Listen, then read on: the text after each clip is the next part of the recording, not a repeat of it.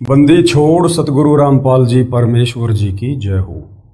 परमपिता परमात्मा सारी सृष्टि के रचनहार कुल मालिक असंख्य ब्रह्मांडों के स्वामी जगत गुरु तीनों लोकों में प्रवेश करके सबका धारण पोषण करने वाले राजा धीराज आत्माधार नाथों के नाथ देवों के देव महादेव सर्वेश्वर महेश्वर मृत्युंजय अजरो अमर आदि अनादि सनातनी प्रभु जगत पिता जगदीश्वर श्री श्री 1008 की उपाधि के वास्तविक अधिकारी अकाल मूर्त शब्द स्वरूपी राम वासुदेव सर्वगतम ब्रह्म परम पूज्य प्रथम पूज्य परम संत परम पुरुष परम धनी परम दयालु सत्य कबीर हक्का कबीर अल्लाहु कबीर अल्लाहु अकबर बाखबर अल्लाह ताला जगत के तारणहार जगत के मुक्तिदाता जगत के जगन्नाथ हारे के सहारे हिंदुओं के राम मुसलमानों के अल्लाह सिखों के वाहिगुरु ईसाइयों के मसीह दया के सागर दयानिधि करुणा के सागर करुणानिधि स्वयंभू परिभू संकट मोचन कष्ट हरण मंगल करण दुख भंजन अविगत कबीर निर्विकार निर्विषम परमात्मा अलय अलेख सतगुरु आदि अनादि सतगुरु असली मर्यादा पुरुषोत्तम असली राम असली कृष्ण असली घनश्याम असली मुरारी राजाओं के राजा महाराजाओं के महाराजा शहंशाहों के शहंशाह सम्राटों के सम्राट भगवानों के भगवान अल्लाहों के अल्लाह प्रभुओं के प्रभु मसीहाओं के मसीह सच्चे वाहिगुरु बाबाओं के बाबा पीरों के पीर सेठों के सेठ जगत सेठ सावलसा सेठ सर्वगुण संपन्न अनंत कोटि कलाओं के स्वामी अनंत कोटि ब्रह्मांडों के नायक योगियों में महायोगी ध्यानियों में महाध्यानी सिद्धों में परम सिद्ध ज्ञानियों में तत्वज्ञानी ब्रह्म ज्ञानी महाज्ञानी परम ज्ञानी सर्वश्रेष्ठ ज्ञानी विज्ञानी युवा कबीर समृत कबीर असमवात अमित ओजा सच्चे रहनुमा करीम अल्लाह सुभान अल्लाह दुनिया के अंतिम पैगंबर 8 सितंबर 1951 से गांव धनाना जिला सोनीपत हरियाणा भारतवर्ष की पावन भूमि पे प्रकट रियल कल की भगवान श्री नारायण साकार हरि श्री बाबा साहेब नूर अनंत परमात्मा सच्चे दरवेश सच्चे बाखबर संत श्रोमणी सतगुरु रामपाल जी परमेश्वर जी के चरण कमल में आप और हम सभी भाई बहनों का अनंत कोटि दंडवत प्रणाम। सच्चाई भाई और बहनों, बहुत बड़ी दया बहुत बड़ी मेहर पूज्य गुरुदेव भगवान की परमेश्वर रामपाल जी की, जिनके शुभ आशीर्वाद से विशेष आशीर्वाद से उन्हीं के सत्संगों के संग्रह के ऊपर बन चुकी पवित्र आध्यात्मिक पुस्तक कबीर बड़ा या कृष्ण के ऊपर वीडियो बनाने की श्रृंखला जारी है। इसी श्रृंखला में आज हमारा ये 35वें नंबर का वीडियो है। इस पवित्र पुस्तक कबीर बड़ा या कृष्ण के प्रत्येक वीडियो से विशेषकर हिंदू समाज से जुड़े भगत भाई बहनों को अध्यात्म के विषय में, भक्ति और भगवान के विषय में, शास्त्र अनुकूल सत साधना के विषय में वो तमाम जानकारी प्राप्त होगी जो जानकारी सदियों से हमारे नादान धर्मगुरु तत्व ज्ञान के अभाव से समाज को नहीं दे पाए, और आपकी उन तमाम शंकाओं का भी समूल समाधान होगा जो शंकाएं आपको अंदर ही अंदर खा रही थी, परंतु कोई भी धर्मगुरु उनका प्रमाणित जवाब नहीं दे पा रहा था। क्योंकि यह पवित्र पुस्तक कबीर बड़ा या कृष्ण चारों वेद पवित्र गीता 18 पुराणों के ज्ञान से मिश्रित है। इस पवित्र पुस्तक के ज्ञान में सुई की नोक रखने जितनी कमी निकालने में किसी भी धर्म का कोई भी धर्मगुरु सक्षम नहीं है। तो भाइयों और बहनों, इस पवित्र पुस्तक पर हमारा जो विषय चल रहा है वो है जनता की अदालत में सवाल जवाब। जनता की अदालत में जज जनता को बनाया गया है क्योंकि वर्तमान में जनता शिक्षित है, पढ़ी लिखी है, अपनी आंखों से धर्म ग्रंथों में लिखी सच्चाई को देखकर निर्णय कर सकती है। जनता की अदालत में जो मुकदमा है वो है कबीर बड़ा या कृष्ण, यानी बड़ा भगवान कौन है। तो हिंदू धर्म के जितने भी धर्मगुरु आचार्य शंकराचार्य हैं वो श्री कृष्ण उर्फ विष्णु जी को पूर्ण परमात्मा बताते हुए तमाम हिंदू धर्म ग्रंथों का हवाला दे रहे हैं और कह रहे हैं कि श्री कृष्ण उर्फ विष्णु, इन्होंने गीता जी का ज्ञान दिया था, यही सुप्रीम गॉड है, ये अजरो अमर हैं, अविनाशी हैं, इनका जन्म मरण नहीं होता, इनके कोई माता पिता नहीं है, ये स्वयंभू हैं और इन्हीं की भक्ति से मुक्ति होगी। तो दूसरी तरफ कबीर जी के वकील सतगुरु रामपाल जी ने कबीर जी को सुप्रीम गॉड साबित करते हुए और उन्हीं तमाम धर्म ग्रंथों को आधार बनाकर चारों वेद पवित्र गीता 18 पुराण उन्हीं तमाम हिंदू धर्म गुरुओं के समक्ष जनता की अदालत में जनता को प्रमाण दिखा दिखा कर ये क्लियर कर दिया कि ये तमाम हिंदू धर्मगुरु आचार्य शंकराचार्य झूठ की नाव में बैठे हैं। अध्यात्म में इनका एक भी लफ्ज शास्त्र प्रमाणित नहीं है, ना इनकी साधना शास्त्र अनुकूल है, ना इनके भक्ति मंत्र शास्त्र अनुकूल हैं। और ये जो हवाला दे रहे हैं धर्म ग्रंथों का श्री कृष्ण जी को परमात्मा बताते हुए, तो कबीर जी के वकील सतगुरु रामपाल जी ने उन्हीं हिंदू धर्म ग्रंथों के अंदर से जनता को सच्चाई दिखा दी कि श्री कृष्ण उर्फ विष्णु अर्थात ये ब्रह्मा विष्णु महेश तीनों भाई हैं और दुर्गा इनकी माँ है, काल ब्रह्म ज्योति निरंजन इनका पिता है। इनका जन्म होता है, इनकी मृत्यु भी होती है। ये अजरो अमर भगवान नहीं है, ये अविनाशी नहीं है। और इनकी भक्ति का हमारे वेदों में और पवित्र गीता में कहीं कोई विधान नहीं है। गीता अध्याय 7 श्लोक नंबर 12 से 15 और 20 से 23 में तीनों देवता ब्रह्मा विष्णु महेश यानी रजगुण ब्रह्मा, शतगुण विष्णु, तमोगुण शंकर की भक्ति ना करने का आदेश है। इनको इष्ट मानकर इनकी पूजा ना करने का आदेश है। और जनता धीरे धीरे तमाम ये प्रमाण देखकर अचंभित हो रही है कि हमारे ही धर्म ग्रंथों में ये गूढ़ सच्चाई छुपी हुई थी और ये हमारे धर्मगुरु आज तक हमें नहीं बता पाए। तो सतगुरु रामपाल जी ने बताया कि इन धर्मगुरुओं को तत्व ज्ञान नहीं था, इनका कोई गुरु तत्वदर्शी नहीं था और तत्व ज्ञान के बिना इन धर्मशास्त्रों का निष्कर्ष नहीं निकाला जा सकता है। तो जनता तरह तरह के सवाल अध्यात्म को लेकर सतगुरु रामपाल जी से कर रही है और सतगुरु रामपाल जी जनता की रुचि को देखते हुए प्रत्येक का शास्त्र प्रमाणित जवाब दे रहे हैं। इसी कड़ी में आज हमारा विषय है कि कबीर परमात्मा जो सारी सृष्टि के रचयिता हैं, सर्व ब्रह्मांडों के रचयिता हैं, सबका धारण पोषण करने वाले परमात्मा हैं, सुप्रीम गॉड हैं, सभी आत्माओं को उत्पन्न करने वाले सबके जनक हैं, सबके पिता परमेश्वर हैं। ये सतलोक में रहते हैं और ये परमात्मा इस काल के 21 ब्रह्मांडों में अपना तत्व ज्ञान देने के लिए, सतलोक की जानकारी देने के लिए, सृष्टि रचना को बताने के लिए कि हम तमाम आत्माएं जो इस काल के जाल में फंसी पड़ी हैं, या गधे कुत्ते सूअर बनकर घूम रहे हैं, कभी मनुष्य जन्म स्त्री या पुरुष का प्राप्त करते हैं, इतने दुख भोग रहे हैं, नरक भोग रहे हैं। हम सभी आत्माएं पहले सतलोक में रहा करते थे। वहां कोई कष्ट नहीं, कोई बुढ़ापा नहीं, कोई मृत्यु नहीं, कोई रोग नहीं, कोई राग द्वेष नहीं, ना कोई काम धंधा करना पड़ता है। परमेश्वर के भंडारे से सब कुछ मुफ्त में मिलता है। वहां कभी मृत्यु नहीं होती है। और हम अपनी गलती से इस काल के जाल में फंसकर यहां पर आ गए। तो वो कबीर परमात्मा चारों युगों में आता है। सतयुग के विषय में हमने पढ़ा, परमात्मा सत सुकृत ऋषि के नाम से आए थे, अपने तत्व ज्ञान का प्रचार प्रसार किया। त्रेता युग में परमात्मा मुनिंद्र ऋषि के नाम से आए, अपने तत्व ज्ञान का प्रचार किया। और श्री रामचंद्र जी जो समुद्र पर पुल बनाने का प्रयास कर रहे थे लेकिन नहीं बना पाए, वो पुल भी कबीर परमात्मा ने त्रेता युग में मुनिंद्र ऋषि के नाम से आकर और एक पहाड़ के पत्थरों को अपनी वचन शक्ति से हल्का करके बनवाया। और भी बहुत सारी लीलाओं का हमने पूर्व में जिक्र किया है। आज हम चर्चा करेंगे कि वही कबीर परमात्मा सतलोक से चलकर गति करके वेदों में लिखी अपनी महिमा के अनुसार द्वापर युग में भी आता है और एक पूरा लीला में जीवन जीता है, अपने तत्व ज्ञान का प्रचार करता है। और वेदों में जो परमात्मा की महिमा लिखी है कि वो परमात्मा एक शिशु रूप में किसी तालाब पर कमल के विकसित फूल पर प्रकट होता है।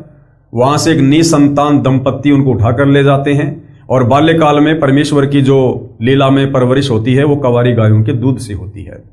ये परमेश्वर की पहचान है, उनकी महिमा में वेदों में लिखा हुआ है। और परमेश्वर की ये लीला ना श्री राम के ऊपर खरी उतरती है, ना श्री कृष्ण के ऊपर, ना ब्रह्मा विष्णु महेश के ऊपर, ना अन्य किसी देव महादेव के ऊपर। तो वेदों में जो महिमा, जो पहचान परमेश्वर की लिखी है वो कबीर जी के ऊपर खरी उतरती है।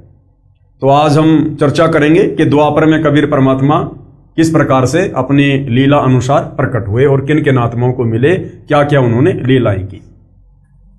पूर्ण परमात्मा कौन? कबीर जी का द्वापर युग में प्रकट होना। प्रसन्न हे परमेश्वर, अपने दास धर्मदास पर कृपया करके द्वापर युग में प्रकट होने की कथा सुनाएं, जिससे तत्व ज्ञान प्राप्त हो। धर्मदास जी प्रार्थना कर रहे हैं जिंदा रूप में कबीर परमेश्वर जी से कि हे परमात्मा, आप द्वापर युग में किस प्रकार से प्रकट हुए, आपने क्या क्या लीलाएं की, ये परमेश्वर मुझे वो अमर कथा सुनाइए। तो भाई और बहनों, परमपिता परमेश्वर की जो ये अमर कथा है, ये अगर 1000 बार सुनेंगे तो पहले से कहीं अधिक ज्यादा हम पुण्य के भागी होते हैं। इस परमेश्वर की अमर कथा, सत्यनारायण कथा को सुनने से भी हम पुण्य के भागी होते हैं, हमारे पाप कर्मों का नाश होता है। कबीर परमेश्वर यानी कबीर देव ने कहा, हे धर्मदास, द्वापर युग में भी मैं रामनगर नामक नगरी में एक सरोवर में कमल के फूल पर शिशु रूप में प्रकट हुआ। एक निसंतान वाल्मीकि कालू तथा गोदावरी दंपत्ति अपने घर ले गया। एक ऋषि से मेरा नामकरण करवाया। उसने भगवान विष्णु की कृपा से प्राप्त होने के आधार से मेरा नाम करुणा में रखा। मैंने 20 दिन तक कोई आहार नहीं किया।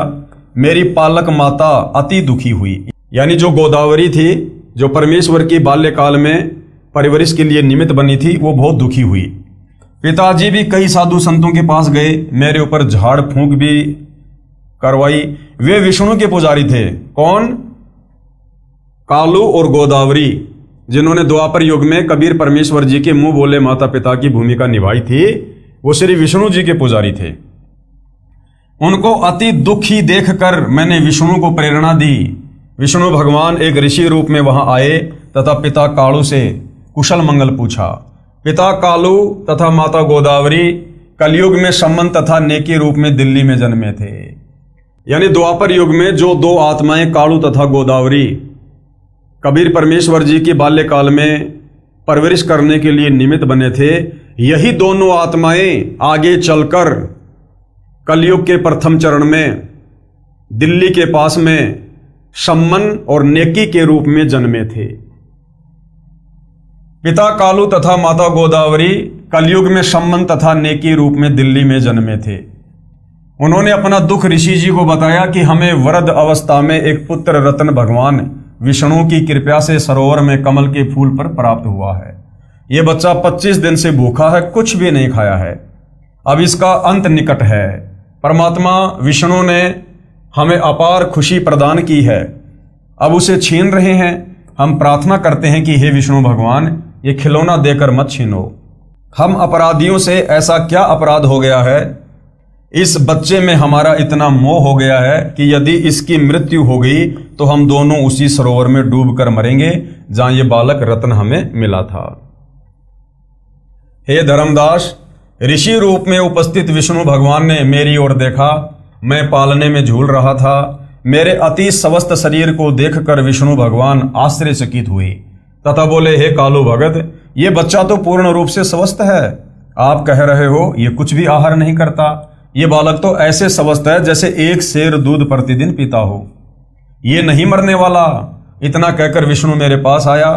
मैंने विष्णु से बात की तथा कहा, हे विष्णु भगवान, आप मेरे माता पिता से कहो एक कंवारी गाय लाए। उस गाय को आप आशीर्वाद देना। वह कंवारी गाय दूध देने लगेगी। उस गाय का दूध मैं पीऊंगा। मेरे द्वारा अपना परिचय जानकर विष्णु भगवान समझ गए ये कोई सिद्ध आत्मा है जिसने मुझे पहचान लिया है। मुझे ऋषि के साथ बातें करते हुए मेरे पालक माता पिता हैरान रह गए। अंदर ही अंदर खुशी की लहर दौड़ गई। ऋषि ने कहा, कालू, एक कंवारी गाय लाओ, ये दूध देगी। उस दूध को ये होनहार बच्चा पिएगा। कालू पिता तुरंत एक गाय ले आया। भगवान विष्णु ने मेरी प्रार्थना पर उस कंवारी गाय की कमर पर हाथ रख दिया। उसी समय उस गाय की बछिया के थनों से दूध की धार बहने लगी तथा वह 3 सेर का पात्र भरने के पश्चात रुक गई। वह दूध मैंने पिया। यानी वेदों में जो परमेश्वर की महिमा लिखी है कि कबीर परमेश्वर की बाल्यकाल में जो परवरिश होती है वो कंवारी गायों के दूध से होती है। तो ये जो लीला है ये केवल कबीर परमेश्वर जी पर ही खरी उतरती है, अन्य किसी राम कृष्ण या ब्रह्मा विष्णु महेश पर खरी नहीं उतरती है। उन्होंने तो अपनी माताओं का दूध पिया था। मेरी तथा विष्णु जी की वार्ता की भाषा को कालू व गोदावरी समझ नहीं सके।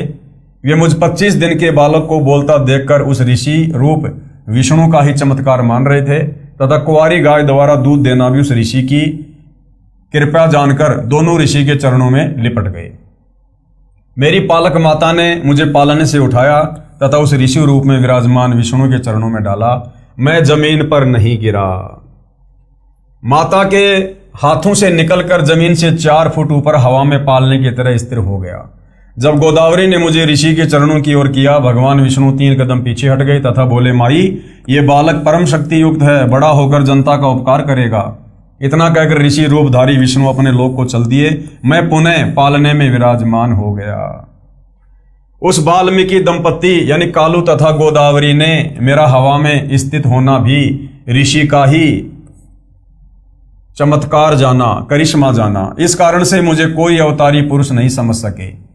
मैं भी यही चाहता था कि ये मुझे एक साधारण बालक ही समझें, जिससे इनकी वृद्ध अवस्था का समय मेरे लालन पालन में बीत जाए। मैं शिशु काल में ही तत्व ज्ञान की वाणी उच्चारण करने लगा। उस नगरी में अकाल गिर गया। मेरे माता पिता मुझे लेकर बनारस काशी आए तथा वहां रहने लगे।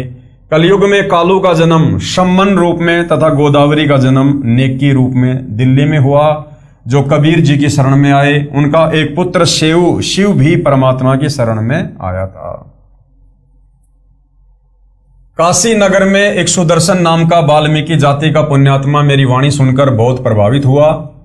मैंने सुदर्शन भगत को सृष्टि रचना सुनाई। सुदर्शन मेरी हम उम्र था। उस समय मेरी लीलामय आयु 12 वर्ष की थी, जबकि काशी के विद्वानों से ज्ञान चर्चा होती थी।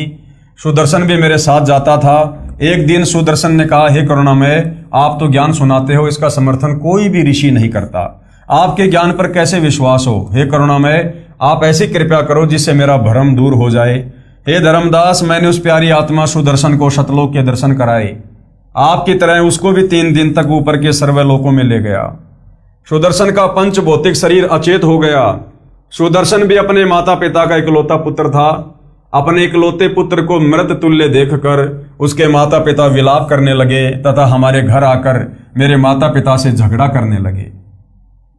कहा कि तुम्हारे इस करुण ने हमारे बच्चे को जादू जंत्र कर दिया। वो शेवड़ा है, हमारा पुत्र मर गया तो हम आपके विरुद्ध राजा को शिकायत करेंगे। मेरे माता पिता ने मेरे से उन्हीं के सामने पूछा, हे करुण, सच बता, तूने क्या दिया उस सुदर्शन को? मैंने कहा, वह शतलोक देखना चाहता था, इसलिए उसे शतलोक दर्शन के लिए भेजा है। जल्दी ही वापस लौट आएगा। कई वैद्य बुलाए, कई झाड़ फूंक करने वाले बुलाए, कोई लाभ नहीं हुआ। तीसरे दिन सुदर्शन के माता पिता रोते हुए मेरे पास आए। बोले, बेटा करुण, हमारे पुत्र को ठीक कर दे, हम तेरे आगे हाथ जोड़ते हैं। मैंने कहा, माई, तुम्हारा पुत्र नहीं मरेगा। मेरे यानी परमेश्वर कबीर साहिब को अपने साथ अपने घर ले गए। मेरे माता पिता भी साथ गए। आसपास के व्यक्ति भी वहां उपस्थित थे। मैंने सुदर्शन के शीश को पकड़ कर हिलाया तथा कहा, हे सुदर्शन, वापस आ जा, तेरे माता पिता बहुत व्याकुल हैं।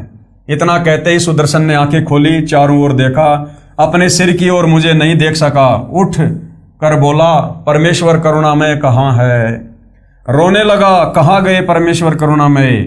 उपस्थित व्यक्तियों ने पूछा, क्या करुण को ढूंढ रहा है? देख, ये बैठा तेरे पीछे। मुझे देखते ही चरणों में शीश रखकर विलाप करने लगा तथा रोता हुआ बोला, हे काशी के रहने वालों, ये पूर्ण परमात्मा है। ये सर्व सृष्टि रचनहार अपने शहर में विराजमान है। आप इसे नहीं पहचान सके। ये मेरे साथ ऊपर के लोक में गया। ऊपर के लोक में ये पूर्ण परमात्मा के रूप में एक सफेद गुम्मद में विराजमान है। यही दोनों रूपों में लीला कर रहा है। सर्व व्यक्ति कहने लगे, इस कालू के पुत्र ने भिखु के पुत्र पर जादू जंत्र कर दिया, जिस कारण से इसका दिमाग चल गया है। इस करुण को ही परमात्मा कह रहा है। भला हो भगवान का, भिखु का बेटा जीवित हो गया, नहीं तो बेचारों का कोई और बुढ़ापे का सहारा भी नहीं था। ये कहकर सर्व अपने अपने घर चले गए। भिखु तथा उसकी पत्नी सुखी यानी सुखवंती अपने पुत्र को जीवित देखकर अति प्रसन्न हुए। भगवान विष्णु का प्रसाद बनाया, पूरे मोहल्ले यानी कॉलोनी में प्रसाद बांटा। सुदर्शन ने मुझसे उपदेश लिया। अपने माता पिता भिखु तथा सुखी को भी मेरे से उपदेश लेने को कहा। दोनों ने बहुत विरोध किया तथा कहा, यह कालू का पुत्र पूर्ण परमात्मा नहीं है बेटा, इसने तेरे ऊपर जादू जंत्र करके मूर्ख बनाया हुआ है। भगवान विष्णु से बड़ा कोई नहीं है। सुदर्शन ने मुझसे कहा, हे प्रभु, कृपया मुझे अपनी शरण में रखना। मेरे माता पिता का कोई दोष नहीं है। सर्व मानव समाज इसी ज्ञान पर अटका है। जिस पर आपकी रजा होगी केवल वही आपको जान व मान सकता है। जिस पर आपकी रजा होगी वही आपको जान सकता है, पहचान सकता है, मान सकता है।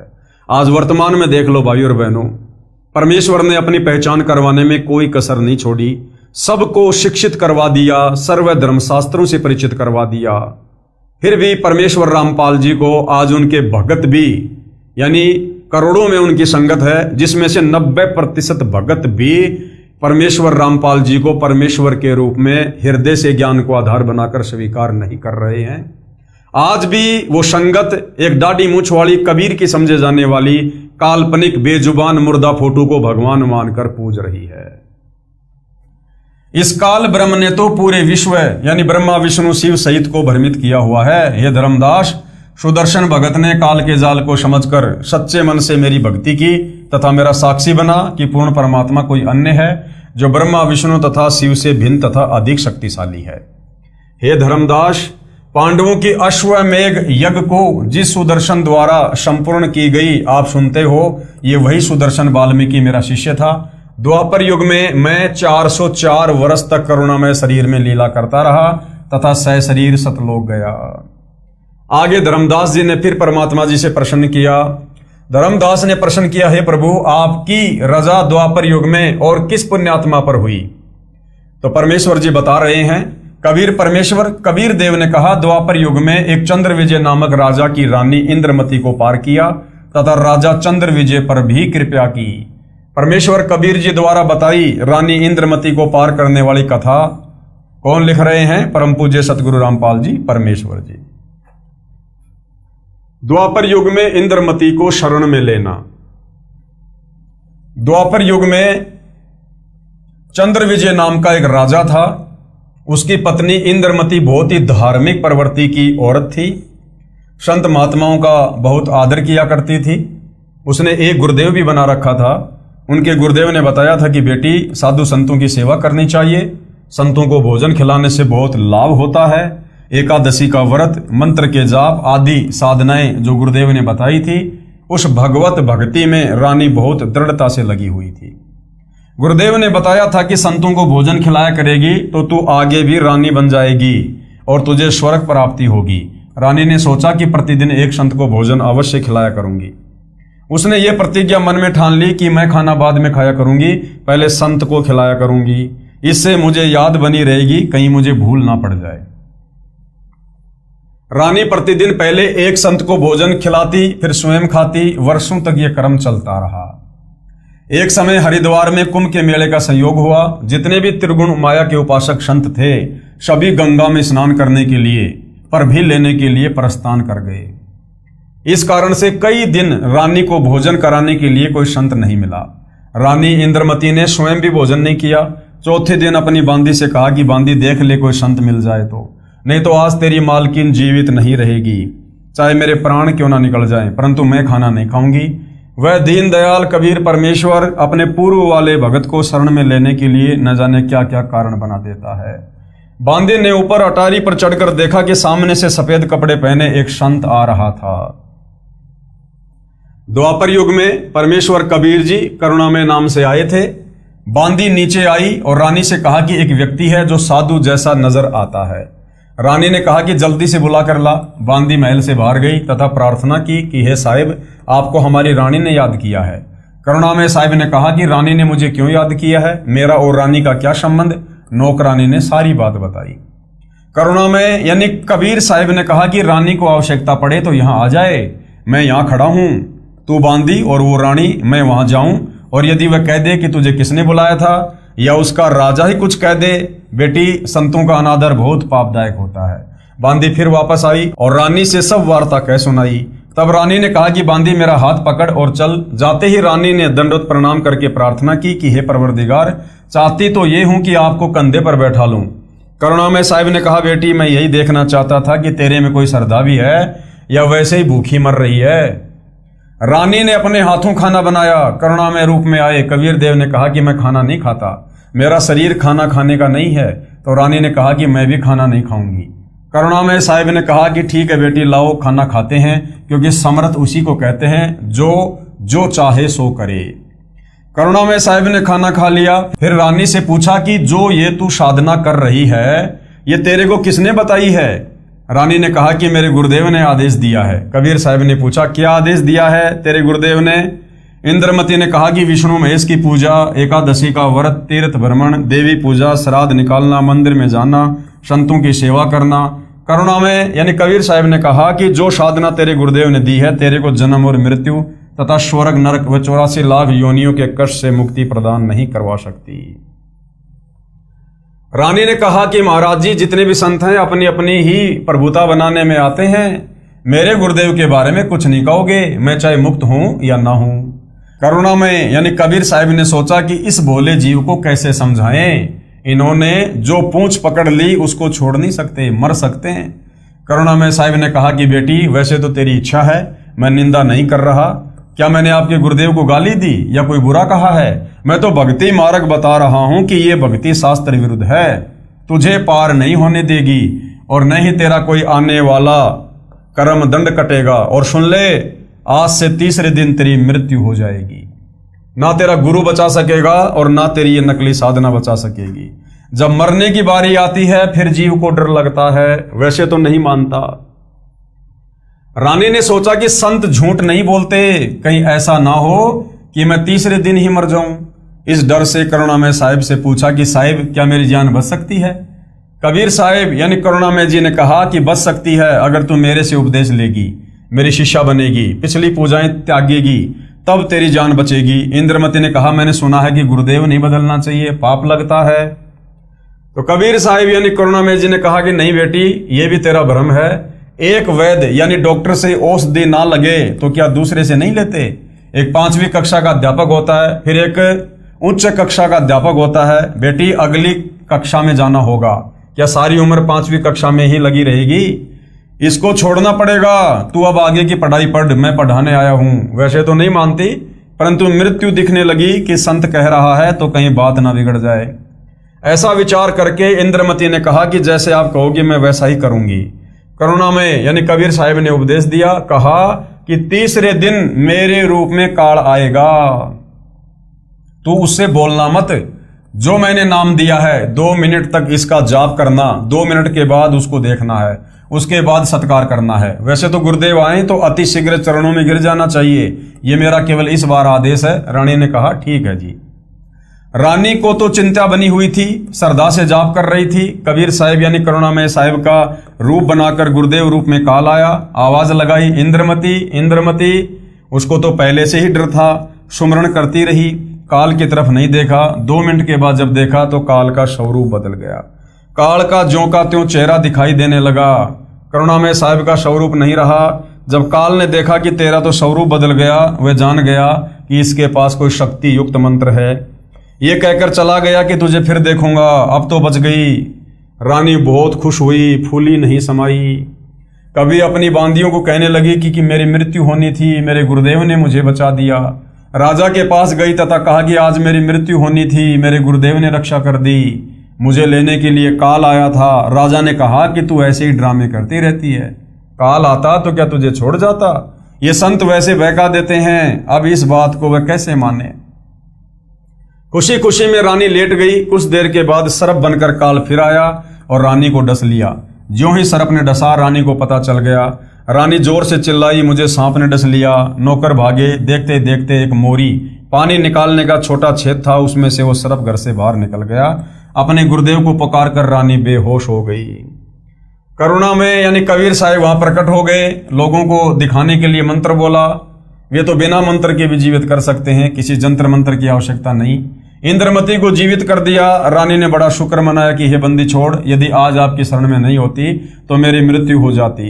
साहिब ने कहा कि इंद्रमती, इस काल को मैं तेरे घर में घुसने भी नहीं देता और ये तेरे ऊपर ये हमला भी नहीं करता, परंतु तुझे विश्वास नहीं होता। तू ये सोचती कि मेरे ऊपर कोई आपत्ति नहीं आनी थी, गुरुजी ने मुझे बहका कर नाम दे दिया, इसलिए तेरे को थोड़ा सा झटका दिखाया है, नहीं तो बेटी तेरे को विश्वास नहीं होता। धर्मदास यहां घना अंधेरा, यानी यहां पर अज्ञानी अज्ञान है, तत्व ज्ञान नहीं है। और बिना परचे यानी शक्ति प्रदर्शन के जीव जम का चेहरा, यानी बिना चमत्कार दिखाए यहां जीव को विश्वास नहीं होता। कबीर साहिब यानी करुणामय ने कहा कि अब जब मैं चाहूंगा तब तेरी मृत्यु होगी। गरीबदास जी कहते हैं, गरीब जम जोरा जहां से डरे। जम यानी ये काल, जोरा यानी मौत, और जय जय जय जगदीश, और जोरा जोड़ी झाड़ती पगरज डारे शीश। ये काल कबीर परमेश्वर से डरता है और ये मौत कबीर साहिब के जूते झाड़ती है, अर्थात नौकर के समान है। फिर उस धूल को अपने सिर पर लगाती है कि आप जिसको मारने का आदेश दोगे उसके पास जाऊंगी नहीं, मैं नहीं जाऊंगी। गरीब काल जो पीसे पीसना, जोरा है पनिहार, ये दो असली मजदूर हैं मेरे साहिब के दरबार। ये काल जो यहाँ का 21 ब्रह्मांड का भगवान है, ब्रह्म है, जो ब्रह्मा विष्णु महेश का पिता है, ये तो मेरे कबीर साहिब का आटा पीसता है, अर्थात पक्का नौकर है। और जोरा यानी मौत मेरे कबीर साहिब का पानी भरती है, अर्थात एक विशेष नौकरानी है। ये दो असली मजदूर यानी मजदूर मेरे साहिब के दरबार में हैं। कुछ दिनों के बाद करुणामय अर्थात कबीर जी साहिब फिर आए, रानी इंद्रमती को शतनाम प्रदान किया। फिर कुछ समय के उपरांत करुणामय साहिब ने रानी इंद्रमती की अति श्रद्धा देखकर सार नाम दिया, परम पद की उपलब्धि करवाई। परमेश्वर करुणामय रूप से रानी के घर दर्शन देने जाते रहते थे, तो इंद्रमती प्रार्थना किया करती थी कि मेरे पति राजा को समझाओ मालिक, ये भी मान जाए, आपके चरणों में आ जाए तो मेरा जीवन सफल हो जाए। चंद्र विजय से कबीर साहब ने प्रार्थना की कि चंद्र विजय आप भी नाम लो, ये 2 दिन का राज और ठाठ है, फिर 84 लाख योनियों में प्राणी चला जाएगा। चंद्र विजय ने कहा कि भगवान मैं तो नाम नहीं लूं और ना आपकी शिष्या को मना करूं, चाहे सारे खजाने को ही दान करो, चाहे किसी प्रकार का सत्संग करवाओ, मैं मना नहीं करूंगा। कबीर साहिब यानी करुणामय जी ने पूछा आप नाम क्यों नहीं लोगे? चंद्र विजय राजा ने कहा कि मैंने तो बड़े बड़े राजाओं की पार्टियों में जाना पड़ता है। करुणामय यानी कबीर साहिब ने कहा कि पार्टियों में जाने में नाम क्या वादा करेगा, सभा में जाओ, वहां काजू खाओ, दूध पी लो, शरबत जूस पी लो, शराब मत प्रयोग करो, क्योंकि शराब पीना महापाप है। परंतु राजा नहीं माना। रानी की प्रार्थना पर करुणामय यानी कबीर साहब ने राजा को फिर समझाया कि नाम के बिना ये जीवन ऐसे ही व्यर्थ हो जाएगा, आप नाम ले लो। राजा ने फिर कहा कि गुरुजी मुझे नाम के लिए मत कहना, आपकी शिष्या को मैं मना नहीं करूंगा, चाहे कितना ही दान करे, कितना ही सत्संग करवाए। साहिब ने कहा कि बेटी इस 2 दिन के झूठे सुख को देखकर इसकी बुद्धि भ्रष्ट हो चुकी है, तू प्रभु के चरणों में लगी रहे, अपना आत्म कल्याण करवा। मृत्यु के उपरांत कोई किसी का पति नहीं, कोई किसी की पत्नी नहीं, 2 दिन का संबंध है, अपना कर्म बना बेटी। जब इंद्रमती 80 वर्ष की वृद्धा हुई, कहाँ 40 साल की उम्र में मर जाना था, जब शरीर भी हिलने लगा, तब करुणामय साहिब बोले अब बोल इंद्रमती क्या चाहती है, चलना चाहती है सतलोक? इंद्रमती ने कहा कि प्रभु तैयार हूं, बिल्कुल तैयार हूं दाता। करुणामय साहिब ने कहा कि तेरे पोते या पोती या किसी अन्य सदस्य में कोई ममता तो नहीं है? रानी ने कहा बिल्कुल नहीं साहिब, आपने ज्ञान ही ऐसा निर्मल दे दिया, इस गंदे लोक की क्या इच्छा करूं? कबीर साहेब यानी करुणामय जी ने कहा कि चल बेटी। रानी प्राण त्याग गई। परमेश्वर कबीर जी यानी करुणामय जी रानी इंद्रमती की आत्मा को ऊपर ले गए। इसी ब्रह्मांड में एक मानसरोवर है, उस मानसरोवर में इस आत्मा को स्नान करवाना होता है। इंद्रमती को वहां पर कुछ समय तक रखा। करुणामय रूप में कबीर परमेश्वर जी ने रानी से पूछा कि तेरी कुछ इच्छा तो नहीं है? यदि इच्छा रही तो तुझे दोबारा जन्म देना पड़ेगा। यदि मन में संतान व संपत्ति या पति पत्नी आदि की इच्छा थोड़ी सी भी रह गई तो आत्मा सतलोक नहीं जा सकती। इंद्रमती ने कहा साहेब आप तो अंतर्यामी हो, कोई इच्छा नहीं है, आपके चरणों की इच्छा है, लेकिन एक मन में शंका बनी हुई है कि मेरा जो पति था उसने मुझे किसी भी धार्मिक कर्म के लिए कभी मना नहीं किया। नहीं तो आजकल के पति अपनी पत्नियों को बाधा कर देते हैं। यदि वह मुझे मना कर देता तो मैं आपके चरणों में नहीं लग पाती, मेरा कल्याण नहीं हो पाता। उसका इस शुभ कर्म में सहयोग का कुछ लाभ मिलता हो तो कभी उस पर भी दया करना दाता। करुणामय जी ने देखा कि ये नादान इसके पीछे फिर अटक गई। साहिब बोले ठीक है बेटी, अभी तू 2-4 वर्ष यहां रहे। यानी भाई और बहनों, इन कथाओं के माध्यम से परमात्मा आप और हमें दृढ़ करना चाहते हैं कि इन उदाहरणों को देखकर तुम वो गलती मत कर देना जो गलती आज से पहले तुम्हारे इन भाई बहनों ने की। जब हमारा शरीर छूटेगा, परमात्मा हमारी आत्मा को निकालकर, और इसी किस ब्रह्मांड में एक मानसरोवर है, वहां परमेश्वर कुछ दिन इस आत्मा को रखते हैं, इस आत्मा को चेक करते हैं। क्योंकि जब हम ये स्थूल शरीर छोड़ेंगे, हमारी मृत्यु होगी, तो हम सूक्ष्म शरीर में होंगे, और सूक्ष्म शरीर के अंदर जो कि त्यों वासना इच्छा एज इट इज रहती हैं। यानी जैसे वर्तमान में हमारे अंदर जो भी कोई इच्छा है, कोई कामना है, बेटा बेटी, कार कोठी में, धन दौलत में, माता पिता में, पोता पोती में, वो सूक्ष्म शरीर में एज इट इज जो कि त्यों रहती है। तो परमेश्वर वहां हमें चेक करते हैं और फिर हमें पूछते हैं कि भाई अब कोई इच्छा तो नहीं है किसी प्रकार की। तो जो ज्ञानवान आत्मा होती है वो तो समझ जाती है कि भैया ये जीवन तो एक सपना था। जैसे रात्रि के समय हम सोए रहते हैं, सपना आ जाता है, सपने में कोई हमारी पत्नी होती है, कोई हमारा पति होता है, बाल बच्चे होते हैं, महल मकान होते हैं। सपने में तो अपने जैसे लगते हैं और जैसे सपना टूटा 10, 15, 20 मिनट के बाद ऐसा लगता है जैसे कुछ भी नहीं था, केवल एक शौपन था।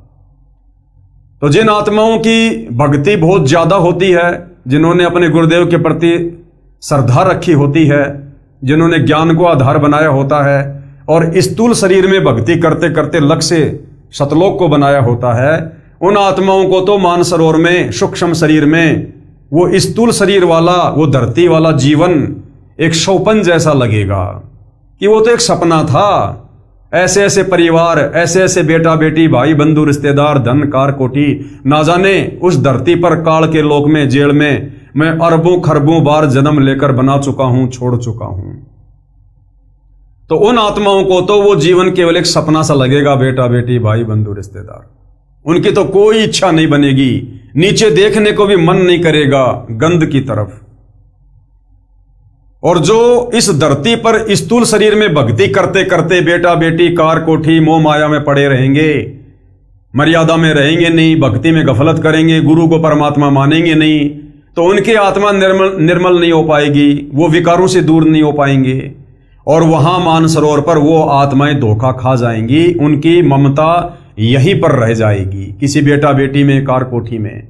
तो परमेश्वर फिर उस आत्मा को यही 21 ब्रह्मांड में फिर से जन्म देंगे, उसी परिवार में किसी पोता पोती के रूप में, या कर्म ज्यादा बिगड़े हुए हैं तो उसी परिवार में गाय, बैल, भैंस या गधे के रूप में।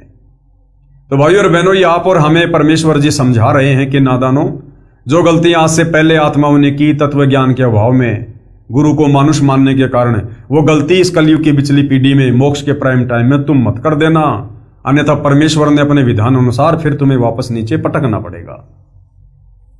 अब 2 वर्ष के बाद राजा भी मरने लगा, क्योंकि नाम ले नहीं रखा था। यम के दूत आए, राजा चौक में चक्कर खाकर गिर गया। यम के दूतों ने उसकी गर्दन को दबाया, राजा की टट्टी और पेशाब निकल गया। करुणा में यानी कबीर परमेश्वर ने रानी को कहा कि देख तेरे राजा की क्या हालत हो रही है। वहां से कबीर परमेश्वर दिखा रहे हैं। तब रानी ने कहा, देख लो दाता, यदि उसका भक्ति में सहयोग का कोई फल बनता हो तो दया कर लो। यानी अभी भी उसके मन में वही इच्छा थी 2 साल के बाद भी। रानी को फिर भी थोड़ी सी ममता बनी थी। परमेश्वर कबीर यानी करुणामय जी ने सोचा कि ये फिर काल के जाल में फंसेगी। ये सोचकर मानसरोवर से वहां गए जहां राजा चंद्रविजय अपने महल में अचेत पड़ा था। यमदूत उसके प्राण निकाल रहे थे। कबीर परमेश्वर जी के आते ही यमदूत ऐसे आकाश में उड़ गए जैसे मुर्दे से गिद्ध उड़ जाते हैं। चंद्रविजय होश में आ गया। सामने करुणामय रूप में परमेश्वर कबीर जी खड़े थे। केवल चंद्रविजय को दिखाई दे रहे थे, किसी अन्य को दिखाई नहीं दे रहे थे। चंद्रविजय चरणों में गिरकर याचना करने लगा, मुझे क्षमा कर दो दाता, मेरी जान बचाओ, क्योंकि उसने देखा कि तेरी जान जाने वाली है। जब इस जीव की आंख खुलती है कि अब तो बात बिगड़ गई। राजा चंद्रविजय गिड़गिड़ाता हुआ बोला, मुझे क्षमा कर दो दाता, मेरी जान बचा लो मालिक। कबीर परमेश्वर ने कहा, राजा आज भी वही बात है, उस दिन भी वही बात थी, नाम लेना होगा। राजा ने कहा, मैं नाम ले लूंगा जी, अभी ले लूंगा नाम। कबीर परमेश्वर ने नाम उपदेश दिया तथा कहा कि अब मैं तुझे 2 वर्ष की आयु दूंगा, यदि इसमें एक श्वास भी खाली चला गया तो फिर कर्मदंड रह जाएगा। कबीर जीवन तो थोड़ा ही भला, जय सत सुमरण हो, लाख बरस का जीवना लेखे धरे न कोई। शुभ कर्म में सहयोग दिया हुआ, पिछला कर्म और साथ में श्रद्धा से 2 वर्ष के सुमरण से तथा 3 नाम प्रदान करके कबीर साहिब चंद्रविजय को भी पार कर ले गए। बोलो सतगुरुदेव भगवान की जय। जय हो बंदी छोड़ की। आगे धर्मदास जी ने फिर परमात्मा जी से प्रश्न किया। धर्मदास जी ने कहा कि हे कबीर परमेश्वर, हमारे को तो ब्राह्मणों यानी विद्वानों ने यही बताया था कि पांडवों की अश्वमेध यज्ञ को श्री कृष्ण भगत सुदर्शन सुपच ने सफल की थी, तथा भगवान कृष्ण जी ने गीता में कहा था कि अर्जुन युद्ध कर, तुझे कोई पाप नहीं लगेगा। ये सर्व योद्धा मेरे द्वारा पहले से मार दिए गए हैं, तू निमित्त मात्र बन जा। यदि तू युद्ध में मारा गया तो स्वर्ग जाएगा, यदि युद्ध में जीत गया तो पृथ्वी के राज्य का सुख भोगेगा। तो कबीर परमेश्वर जी ने क्या समझाया? उत्तर, कबीर परमेश्वर जी ने कहा, धर्मदास, सुदर्शन सुपच श्री कृष्ण भगत नहीं था, वह पूर्ण ब्रह्म का उपासक था। सुन पांडवों के यज्ञ के संपूर्ण होने की कथा। कृपया निम्न पढ़ें पाठक जन, परमेश्वर कबीर जी द्वारा बताया पांडव यज्ञ का प्रकरण, जो धर्मदास जी ने सूक्ष्म वेद के पद्य भाग में लिखा है, लेखक के शब्दों में निम्न। पांडवों की यज्ञ में सुपच सुदर्शन द्वारा शंख बजाना, यानी द्वापर युग में पांडवों ने जो अश्वमेध यज्ञ किया था, महाभारत के युद्ध में हुए उन पापों के सर्वनाश के लिए, विनाश के लिए, श्री कृष्ण जी के कहने पर। तो पांडवों की वो यज्ञ सुदर्शन सुपच रूप में द्वापर युग में कबीर परमात्मा जो करुणामय नाम से आए हुए थे, उन्होंने स्वयं ही सफल की थी। जैसा कि सर्वविदित है कि महाभारत के युद्ध में अर्जुन ने युद्ध करने से मना कर दिया था तथा शस्त्र त्याग कर युद्ध के मैदान में दोनों सेनाओं के बीच में खड़े रथ के पिछले हिस्से में आंखों से आंसू बहाता हुआ बैठ गया था, तब भगवान श्री कृष्ण के अंदर प्रवेश काल शक्ति ब्रह्म अर्जुन को युद्ध करने की राय देने लगा था। तब अर्जुन ने कहा था कि भगवान, ये घोर पाप मैं नहीं करूंगा, इससे अच्छा तो भिक्षा का अन्न भी खाकर गुजारा कर लेंगे। तब भगवान काल श्री कृष्ण जी के शरीर में प्रवेश करके बोला था कि अर्जुन, तू युद्ध कर, तुझे कोई पाप नहीं लगेगा।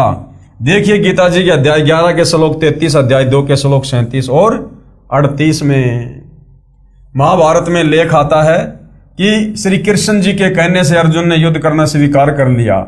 घमासान युद्ध हुआ, करोड़ों व्यक्ति व सर्व कौरव युद्ध में मारे गए और पांडव विजय हुए। तब पांडव प्रमुख युधिष्ठिर को राज्य सिंहासन पर बैठाने के लिए स्वयं भगवान कृष्ण ने कहा, तो युधिष्ठिर ने यह कहते हुए गद्दी पर बैठने से मना कर दिया कि मैं ऐसे पाप युक्त राज्य को नहीं करूंगा जिसमें करोड़ों व्यक्ति मारे गए थे, उनकी पत्नियां विधवा हो गई, करोड़ों बच्चे अनाथ हो गए, अभी तक उनके आंसू भी नहीं सूखे हैं। किसी प्रकार की बात बनते न देखकर श्री कृष्ण जी ने कहा कि आप भीष्म जी से राय लो, क्योंकि जब व्यक्ति स्वयं फैसला लेने में असफल रहे तब किसी सौजन से विचार कर लेना चाहिए। युधिष्ठिर ने यह बात स्वीकार कर ली। तब श्री कृष्ण जी युधिष्ठिर को साथ लेकर वहां पहुंचे जहां पर श्री भीष्म सर यानी तीरों की सैया चारपाई पर अंतिम श्वास गिन रहे थे। वहां जाकर श्री कृष्ण जी ने भीष्म से कहा कि युधिष्ठिर राज्य गद्दी पर बैठने से मना कर रहे हैं, आप कृपया इन्हें राजनीति की शिक्षा दो। बताओ, मरते मरते भी राजनीति की शिक्षा दे रहा है, मरते मरते तो धार्मिक शिक्षा लेनी चाहिए। भीष्म जी ने बहुत समझाया, परंतु युधिष्ठिर अपने उद्देश्य से विचलित नहीं हुआ। यही कहता रहा कि इस पाप से युक्त रुधिर से सने राज्य को भोगकर मैं नरक प्राप्ति नहीं चाहूंगा। श्री कृष्ण जी ने कहा कि आप एक धर्म यज्ञ करो जिससे आपको युद्ध में हुई हत्याओं का पाप नहीं लगेगा। इस बात पर युधिष्ठिर सहमत हो गया और एक धर्म यज्ञ की, फिर राजगद्दी पर बैठ गया, हस्तिनापुर का राजा बन गया, दिल्ली का। इसका प्रमाण सुख सागर के पहले स्कंद के 8वें तथा 9वें अध्याय से शाहबार पेज नंबर 48 से 53 देखिएगा। कुछ वर्षों पर्यंत युधिष्ठिर को भयानक शोपन आने शुरू हो गए, जैसे बहुत सी औरतें रोती बिलखती हुई अपनी चूड़ियां तोड़ रही हैं तथा उनके मासूम बच्चे अपनी मां के पास खड़े कुछ बैठे पिता पिता कहकर रो रहे हैं, मानो कह रहे हैं, हे राजन, हमें भी मरवा दे, भेज दे हमारे पिता के पास। कई बार बिना शीश के धड़ दिखाई देते हैं, किसी की गर्दन कहीं पड़ी है, धड़ कहीं पड़ा है, हाहाकार मची हुई है। युधिष्ठिर की नींद उचट जाती, घबराकर बिस्तर पर बैठकर हाँफने लग जाता, सारी सारी रात बैठकर या महल में घूमकर व्यतीत करता है। एक दिन द्रौपदी ने बड़े पति की यह दशा देखी, परेशानी का कारण पूछा तो युधिष्ठिर कुछ नहीं कहकर टाल गए।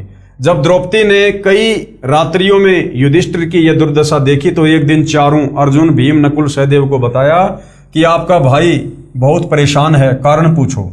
तब चारों भाइयों ने बड़े भैया से प्रार्थना करके पूछा कि कृपया परेशानी का कारण बताओ। ज्यादा आग्रह करने पर अपनी सर्व कहानी सुनाई। पांचों भाई इस परेशानी का कारण जानने के लिए भगवान श्री कृष्ण जी के पास गए तथा बताया कि बड़े भैया युधिष्ठिर को भयानक शोपन आ रहे हैं, जिनके कारण उनकी रात्रि की नींद व दिन का चैन व भूख समाप्त हो गई है। कृपया कारण व समाधान बताइए। सारी बात सुनकर श्री कृष्ण जी बोले, युद्ध में किए हुए पाप परेशान कर रहे हैं, इन पापों का निवारण यज्ञ से होता है। अब महाभारत के युद्ध के समय तो श्री कृष्ण जी के अंदर प्रवेश करके काल कह रहा था कि अर्जुन तू युद्ध कर, तुझे पाप नहीं लगेगा। और अब जब वो पाप लग गए, युधिष्ठिर पर परेशानियां आ रही हैं और समाधान जानने के लिए चारों पांडव श्री कृष्ण जी के पास गए तो श्री कृष्ण जी कह रहे हैं कि महाभारत के युद्ध में तुमने जो पाप किए थे वो पाप कर्म तुम्हें परेशान कर रहे हैं। तो अर्जुन विचलित हो गया। अर्जुन के मन में शंका आ गई कि ये श्री कृष्ण भगवान भी दोगला है। महाभारत के युद्ध के समय जब मैं खुद युद्ध करने से मना कर रहा था तो युद्ध करवाने के लिए मुझसे कह रहा था कि तू युद्ध कर, तुझे पाप नहीं लगेगा, और आज जब समाधान पूछ रहे हैं तो कह रहा है कि तुम्हें महाभारत में किए गए युद्ध के पाप लग गए। तो श्री अर्जुन के मन में खलबली मच गई कि श्री कृष्ण भी दोगला है। परंतु भाइयों और बहनों, अर्जुन को यह नहीं पता था कि जिस समय तेरे से महाभारत का युद्ध करवाना था उस समय श्री कृष्ण नहीं बोल रहा था। श्री कृष्ण के शरीर में प्रेत की भांति वो काल प्रवेश कर गया था, और काल वो इस प्रकार के व्याख्यान दे रहा था कि तू युद्ध कर ले, तुझे पाप नहीं लगेंगे। गीता जी के अध्याय 3 के श्लोक 13 का हिंदी अनुवाद। यज्ञ में प्रतिष्ठित इष्ट यानी पूर्ण परमात्मा को भोग लगाने के बाद बने प्रसाद को खाने वाले श्रेष्ठ पुरुष सब पापों से मुक्त हो जाते हैं। जो पापी लोग अपना शरीर पोषण करने के लिए ही अन्न पकाते हैं वे तो पाप को ही खाते हैं, अर्थात यज्ञ करके सर्व पापों से मुक्त हो जाते हैं। और कोई चारा ना देखकर पांडवों ने श्री कृष्ण जी की सलाह स्वीकार कर ली। यज्ञ की तैयारी की गई। सर्व पृथ्वी के मानव, ऋषि, सिद्ध, साधु व स्वर्ग लोक के देव भी आमंत्रित करने को श्री कृष्ण जी ने कहा कि जितने अधिक व्यक्ति भोजन पाएंगे उतना ही अधिक पुण्य होगा। अब भाइयों और बहनों, धार्मिक भंडारे क्यों शुरू हुए थे? ये धार्मिक भंडारे, जो व्यक्ति ये धार्मिक भंडारा करवाता है वो अपने पाप कर्मों का नाश करवाना चाहता है। अर्थात जितने ज्यादा लोग उस धार्मिक भंडारे में भोजन करेंगे उस व्यक्ति के पाप कर्मों को उसी रेशियो में अपने सिर पर लेते हैं भोजन करने वाले, जिस कारण से उसके पाप कर्म कुछ हल्के हो जाते हैं। तो हम सतगुरु रामपाल जी के भक्तों ने, हमारे पूज्य गुरुदेव भगवान ने हमें जो भंडारा करने और जो भंडारा खाने का आदेश दिया है, उसके अलावा हम किसी अन्य सांसारिक व्यक्ति के या किसी भी देवी देवता के निमित्त जो भंडारे किए जाते हैं हमने वहां पर भोजन नहीं करना चाहिए। अन्यथा उस व्यक्ति के ऊपर तो इन पांडवों की तरह 3 लोक के पाप कर्म रखे हुए हैं, और यदि हमने उस अनुपदेशी व्यक्ति के घर का भोजन किया, भंडारा किया, तो हम उसके पाप बांटने में हिस्सेदार बनेंगे। परंतु संतों व भक्तों से विशेष लाभ होता है। उनमें भी कोई परम शक्ति युक्त संत होगा, वह पूर्ण लाभ दे सकता है। तथा यज्ञ पूर्ण होने का साक्षी एक 5 मुख वाला पंचजन्य शंख एक सुसज्जित ऊंचे आसन पर रख दिया जाएगा, तथा जब इस यज्ञ में कोई परम शक्ति युक्त संत भोजन खाएगा तो यह शंख स्वयं आवाज करेगा। इतनी गूंज होगी कि पूरी पृथ्वी पर तथा स्वर्ग लोक तक आवाज सुनाई देगी। यज्ञ की तैयारी हुई। निश्चित दिन को सभी आदरणीय आमंत्रित भगतगण, 88,000 ऋषि, 33 करोड़ देवता, 9 नाथ, 84 सिद्ध, ब्रह्मा विष्णु शिव आदि पहुंच गए। यज्ञ कार्य शुरू हुआ। बाद में सबने यज्ञ का बचा प्रसाद भंडारा सर्व उपस्थित महानुभावों व भक्तों तथा जन साधारण को बरताया यानी खिलाया। स्वयं भगवान श्री कृष्ण जी ने भी भोजन खा लिया, परंतु शंख नहीं बजा। शंख नहीं बजा तो ये यज्ञ संपूर्ण नहीं हुई। अर्थात भाइयों और बहनों, ब्रह्मा विष्णु महेश, 33 करोड़ देवी देवता, 9 नाथ, 84 सिद्ध, ये एक सच्चे भगत की श्रेणी में भी नहीं है, क्योंकि इनके द्वारा भोजन करने के बाद भी शंख नहीं बजा। जो कंडीशन थी, यदि कोई सच्चे नाम का उपासक साधु संत भगत भोजन करेगा तो शंख बजेगा। तो ब्रह्मा विष्णु महेश से नीचे सारे हैं, और ब्रह्मा विष्णु महेश ने भी भोजन कर लिया। विष्णु रूप में तो खुद श्री कृष्ण जी थे। ब्रह्मा और शिव ने भी सूक्ष्म रूप में आगे भोजन कर लिया, लेकिन शंख नहीं बजा। अर्थात ये भी सच्चे नाम के उपासक नहीं है। उस समय युधिष्ठिर ने श्री कृष्ण जी से पूछा, हे मधुसूदन, शंख नहीं बजा, सर्व महापुरुषों व आगंतुकों ने भोजन पा लिया, कारण क्या है? श्री कृष्ण जी ने कहा कि इनमें कोई पूर्ण संत यानी सतनाम व सारनाम उपासक नहीं है। तब युधिष्ठिर को बड़ा आश्चर्य हुआ कि इतने महामंडलेश्वर, जिसमें वशिष्ठ मुनि, मार्कंडे, लोमस ऋषि, 9 नाथ, गोरखनाथ जैसे 84 सिद्ध आदि आदि व स्वयं भगवान श्री कृष्ण जी ने भी भोजन पा लिया, परंतु शंख नहीं बजा। इस पर कृष्ण जी ने कहा कि ये सर्व मान बढ़ाई के भूखे हैं। परमात्मा चाहने वाला कोई नहीं, तथा अपनी मनमुखी साधना करके सिद्धि दिखाकर दुनिया को आकर्षित करते हैं। भोले लोग इनकी वाहवाही करते हैं तथा इनके इर्द गिर्द मंडराते हैं। ये स्वयं भी पशु जूनी में जाएंगे तथा अपने अनुयायियों को नरक में ले जाएंगे। अब भाइयों और बहनों, अंदर की बात यह है कि उस समय युधिष्ठिर को यह सारी बात बताने वाले वो श्री कृष्ण नहीं थे, श्री कृष्ण रूप में कबीर भगवान ही थे। अन्यथा भोजन तो श्री कृष्ण ने भी खा लिया था, शंख नहीं बजा। फिर श्री कृष्ण जी ये कहने के अधिकारी कैसे हो सकते हैं कि ये सारे मान बढ़ाई के भूखे हैं, ये परमात्मा नहीं चाहते, ये सच्ची भक्ति नहीं करते, जबकि श्री कृष्ण जी के भोजन खाने से भी तो शंख नहीं बजा। उस कैटेगरी में, मान बढ़ाई के भूखे वाली कैटेगरी में श्री कृष्ण जी भी तो आ गए। तो वहां पर ये शब्द कहने वाले श्री कृष्ण रूप में कबीर भगवान थे। गरीब साहिब के दरबार में गाहक कोटि अनंत, चार चीज वो चाहते रिद्धि सिद्धि मान महंत। गरीब ब्रह्मरंध्र के घाट को खोलत है कोई एक, द्वारे से फिर जाते हैं ऐसे बहुत अनेक। गरीब बीजक की बाता कहें बीजक नाही हाथ, पृथ्वी डोबन उतरे कहकर मीठी बात। गरीब बीजक की बाता कहें बीजक नहीं पास, औरों को प्रमोद ही अपने चले निराश। प्रमाण के लिए गीता जी के कुछ श्लोक हैं, देखिएगा। अध्याय 9 श्लोक नंबर 20 क्या कहता है? ये अध्याय 9 श्लोक नंबर 20 है, आप जियों के सामने है। प्रत्येक शब्द का हिंदी में अनुवाद है, हम सीधा इसके भावार्थ पे चलेंगे। केवल हिंदी अनुवाद। तीनों वेदों में विधान, सोम रस को पीने वाले पाप रहित पुरुष मुझको यज्ञों के द्वारा पूज्य देव के रूप में पूजकर स्वर्ग की प्राप्ति चाहते हैं। वे पुरुष अपने पुण्यों के फलस्वरूप स्वर्ग लोक को प्राप्त होकर स्वर्ग में दिव्य देवताओं के भोगों को भोगते हैं। अध्याय 9 श्लोक नंबर 21, ये श्लोक आप जियों के सामने है, देख सकते हैं। प्रत्येक शब्द का हिंदी में अनुवाद है, सीधा हिंदी अनुवाद पर चलेंगे। केवल हिंदी अनुवाद। वे उस विशाल स्वर्ग लोक को भोगकर पुण्य नष्ट होने पर मृत्यु लोक को प्राप्त होते हैं। इस प्रकार तीनों वेदों में कहे हुए पूजा कर्मों का आश्रय लेने वाले और भोगों की कामनावश बार बार आवागमन को प्राप्त होते हैं। अध्याय 16 श्लोक नंबर 17 में क्या कहा गया है? केवल हिंदी अनुवाद। वे अपने आप को श्रेष्ठ मानने वाले घमंडी पुरुष धन और मान के मद से युक्त होकर केवल नाम मात्र के यज्ञों द्वारा पाखंड से शास्त्र विधि रहित पूजा करते हैं। अध्याय 16 श्लोक नंबर 18, ये श्लोक आप जियों के सामने है भाइयों और बहनों। केवल हिंदी अनुवाद। अहंकार, बल, घमंड, कामना और क्रोध आदि के प्राण और दूसरों की निंदा करने वाले पुरुष प्रत्येक शरीर में परमात्मा आत्मा सहित तथा मुझसे द्वेष करने वाले होते हैं। अध्याय 16 श्लोक नंबर 19, केवल हिंदी अनुवाद। उन द्वेष करने वाले पापाचारी और क्रूर कर्मी नराधमों को मैं संसार में बार बार आसुरी योनियों में ही डालता हूं। अध्याय 16 श्लोक 20, केवल हिंदी अनुवाद। हे अर्जुन, वे मूर्ख मुझको न प्राप्त होकर ही जन्म जन्म में आसुरी योनि को प्राप्त होते हैं, फिर उससे भी अति नीच गति को प्राप्त होते हैं, अर्थात घोर नरकों में पड़ते हैं। अध्याय 16 श्लोक नंबर 23, केवल हिंदी अनुवाद। जो पुरुष शास्त्र विधि को त्याग कर अपनी इच्छा से मनमाना आचरण करता है, वह न सिद्धि को प्राप्त होता है, न परम गति को और न सुख को ही। आगे शेष कथा पांडवों के यज्ञ की। श्री कृष्ण भगवान ने अपनी शक्ति से युधिष्ठिर को उन सर्व महामंडलेश्वरों के आगे होने वाले जन्म दिखाए, जिसमें किसी ने केंचुए का, किसी ने भेड़ बकरी, भैंस व शेर आदि के रूप धारण किए थे। ये सब देखकर युधिष्ठिर ने कहा कि हे भगवान, फिर तो पृथ्वी संत रहित हो गई। भगवान श्री कृष्ण जी ने कहा, जब पृथ्वी संत रहित हो जाएगी तो यहाँ आग लग जाएगी, सर्व जीव जंतु आपस में लड़ मरेंगे। ये तो पूरे संत की शक्ति से संतुलन बना रहता है। समय समय पर मैं यानी भगवान विष्णु पृथ्वी पर आकर राक्षस वृत्ति के लोगों को समाप्त करता हूं, जिससे संत सुखी हो जाते हैं। जिस प्रकार जमींदार अपनी फसल से हानि पहुंचाने वाले अन्य पौधों को, जो झाड़ खरपतवार आदि को काट काट कर बाहर डाल देता है, तब वह फसल स्वतंत्रता पूर्वक फलती फूलती है। यानी ये संत उस फसल में सिंचाई का सुख प्रदान करते हैं।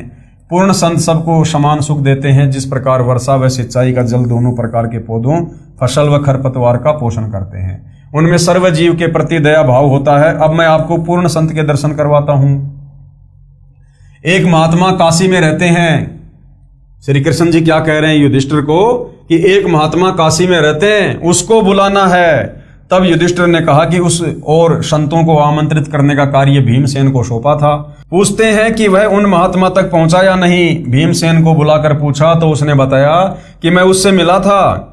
उनका नाम शौपत सुदर्शन है, वाल्मीकि जाति में गृहस्थी संत है, एक झोपड़ी में रहता है। उन्होंने यज्ञ में आने से मना कर दिया। इस पर श्री कृष्ण जी ने कहा कि संत मना नहीं किया करते, सब बात जो उनके साथ हुई वो बताओ। तब भीमसेन ने आगे बताया कि मैंने उनको आमंत्रित करते हुए कहा था कि हे संत परवर, हमारी यज्ञ में आने का कष्ट करना। उनको पूरा पता बताया। उसी समय वे सुदर्शन संत जी कहने लगे, भीमसेन, आपके पाप के अन्न को खाने से संतों को दोष लगेगा। करोड़ों सैनिकों की हत्या करके आपने तो घोर पाप कर रखा है। आज आप राज्य का आनंद ले रहे हो। युद्ध में वीरगति को प्राप्त सैनिकों की विधवा पत्नी व अनाथ बच्चे रह रहकर अपने पति व पिता को याद करके फूट फूट कर घंटू रोते हैं। बच्चे अपनी माँ से लिपट कर पूछ रहे हैं, माँ पापा छुट्टी नहीं आए, कब आएंगे, हमारे लिए नए वस्त्र लाएंगे। दूसरी लड़की कहती है कि मेरे लिए नई साड़ी लाएंगे, बड़ी होने पर जब मेरी शादी होगी तब मैं उसे बांधकर ससुराल जाऊंगी। वह लड़का जो 10 वर्ष की आयु का है कहता है कि मैं अब की बार पापा यानी पिताजी से कहूंगा कि आप नौकरी पर मत जाना। मेरी माँ तथा भाई बहन आपके बिना बहुत दुख पाते हैं। माँ तो सारा दिन दिन रात आपकी याद करके जब देखो एकांत स्थान पर रो रही होती है। या तो हम सबको अपने पास बुला लो या आप हमारे पास रहो। छोड़ दो नौकरी को, मैं जवान हो गया हूँ। आपकी जगह मैं फौज में काम करके देश सेवा करूंगा। आप अपने परिवार में रहो। आने दो पिताजी को, बिल्कुल नहीं जाने दूंगा। उन बच्चों को दुखी होने से बचाने के लिए उनकी माँ उन्हें यह नहीं बताया कि आपके पिताजी युद्ध में मर चुके हैं, क्योंकि उस समय वे बच्चे अपने मामा के घर गए हुए थे। केवल छोटा बच्चा जो 1.5 वर्ष की आयु का था वही घर पर था। अन्य बच्चों को जानबूझकर नहीं बुलाया था। इस प्रकार उन मासूम बच्चों की आपसी वार्ता से दुखी होकर उनकी माता का हृदय पति की याद के दुख से भर आया। उसे हल्का करने के लिए, रोने के लिए दूसरे कमरे में जाकर फूट फूट कर रोने लगी। तब सारे बच्चे माँ के ऊपर गिरकर रोने लगे। संबंधियों ने आकर शांत कराया, कहा कि बच्चों को स्पष्ट बताओ कि आपके पिताजी युद्ध में वीरगति को प्राप्त हो गए। जब बच्चों को पता चला कि हमारे पापा यानी पिताजी अब कभी नहीं आएंगे, तब उस स्वार्थी राजा को कोसने लगे जिसने अपने भाई बंटवारे के लिए दुनिया के लालों का खून पी लिया। ये कोई देश की रक्षा की लड़ाई नहीं थी जिसमें हम संतोष कर लेते कि देश के हित में प्राण त्याग दिए। इस खूनी राजा ने अपने ऐशो आराम के लिए खून की नदी बहा दी, अब उस पर मौज कर रहा है। आगे संत सुदर्शन सुपच बता रहे हैं कि भीम ऐसे ऐसे करोड़ों प्राणी युद्ध की पीड़ा से पीड़ित हैं, उनकी हाय आपको चैन नहीं लेने देगी, चाहे करोड़ यज्ञ करो। ऐसे दुष्ट अन्न को कौन खाए? यदि मुझे बुलाना चाहते हो तो मुझे पहले किए हुए 100 यज्ञों का फल देने का संकल्प करो, अर्थात 100 यज्ञों का फल मुझे दो, तब मैं आपके भोजन पाऊं। सुदर्शन जी के मुख से इस बात को सुनकर भीम ने बताया कि मैं बोला, आप तो कमाल के व्यक्ति हो, 100 यज्ञों का फल मांग रहे हो, ये हमारी दूसरी यज्ञ है, आपको 100 का फल कैसे दें? इससे अच्छा तो आप मत आना, आपके बिना कौन सी यज्ञ संपूर्ण नहीं होगी। जब स्वयं भगवान श्री कृष्ण जी हमारे साथ हैं तो तेरे न आने से क्या यज्ञ पूर्ण नहीं होगा? सर्व वार्ता सुनकर श्री कृष्ण जी ने कहा, भीम, संतों के साथ ऐसा आपत्तिजनक व्यवहार नहीं करना चाहिए। 7 समुद्रों का अंत पाया जा सकता है, परंतु सतगुरु यानी कबीर साहब के संत का पार नहीं पा सकते। उस महात्मा सुदर्शन वाल्मीकि के एक बाल के समान 3 लोग भी नहीं है। मेरे साथ चलो उस परमपिता परमात्मा के प्यारे हंस को लाने के लिए। तब 5 पांडव व श्री कृष्ण भगवान शव सुदर्शन की झोपड़ी की ओर रथ में बैठकर चले। 1 योजन अर्थात 12 किलोमीटर पहले रथ से उतरकर नंगे पैरों चले तथा रथ को खाली लेकर रथवान पीछे पीछे चला। उस समय स्वयं कबीर साहिब सुदर्शन सुपच का रूप बनाकर झोपड़ी में बैठ गए। वह सुदर्शन को अपनी गुप्त प्रेरणा से मन में संकल्प उठाकर कहीं दूर संत या भगत से मिलने भेज दिया, जिसमें आने में व जाने में कई रोज लगने थे। तब सुदर्शन के रूप में सतगुरु की चमक व शक्ति देखकर सर्व पांडव बहुत प्रभावित हुए। स्वयं श्री कृष्ण जी ने लंबी दंडवत प्रणाम की। तब देखा देखी सर्व पांडवों ने भी ऐसा ही किया। श्री कृष्ण जी की तरफ नजर करके सुपच सुदर्शन ने आदरपूर्वक कहा कि हे त्रिभुवननाथ, आज इस दीन के द्वार पर कैसे? मेरा अहोभाग्य है कि आप दीनानाथ विशंबरनाथ मुझ तुझ को दर्शन देने स्वयं चल कर आए हैं। सबको आदरपूर्वक बैठा दिया तथा आने का कारण पूछा। उस समय श्री कृष्ण जी ने कहा कि हे जानी जान, आप सर्वगति स्थिति से परिचित हैं। पांडवों ने यज्ञ की है, वह आपके बिना संपूर्ण नहीं हो रही, कृपया इन्हें कृतार्थ करें। उसी समय वहां उपस्थित भीम की ओर संकेत करते हुए सुदर्शन रूपधारी परमेश्वर जी ने कहा कि यह वीर मेरे पास आया था तथा अपनी मजबूरी से इसे अवगत करवाया था। उस समय श्री कृष्ण जी ने कहा कि हे पूर्ण ब्रह्म, आपने स्वयं अपनी वाणी में कहा है कि संत मिलन को चालिए तज माया अभिमान, जो जो पग आगे धरे सो सो यज्ञ समान। आज 5 पांडव राजा हैं तथा मैं स्वयं द्वारिकाधीश आपके दरबार में राजा होते हुए भी नंगे पैरों उपस्थित हूं। अभिमान का नामो निशान भी नहीं है। तथा स्वयं भीम ने भी खड़ा होकर उस दिन कहे हुए अपशब्दों की चरणों में पड़कर क्षमा याचना की। श्री कृष्ण जी ने कहा कि हे नाथ, आज यहाँ आपके दर्शनार्थ आए आपके 6 सेवकों के कदमों के यज्ञ समान फल को स्वीकार करते हुए सो आप रखो तथा शेष हम भिक्षुकों को दान दीजिए ताकि हमारा भी कल्याण हो। इतना अधीन भाव सर्व उपस्थित जनों में देखकर जगत गुरु साहेब करुणामय सुदर्शन रूप में अति प्रसन्न हुए। कबीर साधु भूखा भाव का धन का भूखा नाही, जो कोई धन का भूखा वो साधु भी नहीं। उठकर उनके साथ चल पड़े। जब सुदर्शन जी यज्ञशाला में पहुंचे तो चारों ओर एक से एक ऊंचे सुसज्जित आसनों पर विराजमान महामंडलेश्वर सुदर्शन जी के रूप व वेश, दोहरी धोती, घुटनों से थोड़ी सी नीचे तक छोटी छोटी दाढ़ी, सिर के बिखरे केस, न बड़े न छोटे, टूटी फूटी जूती, मैले से कपड़े, तेजों में शरीर को देखकर अपने मन में सोच रहे हैं कि ऐसे अपवित्र व्यक्ति से शंख 7 जन्म भी नहीं बच सकता। ये तो हमारे सामने ऐसे जैसे सूर्य के सामने दीपक है। श्री कृष्ण जी ने स्वयं उस महात्मा का आसन अपने हाथों लगाया, क्योंकि श्री कृष्ण जी श्रेष्ठ आत्मा है।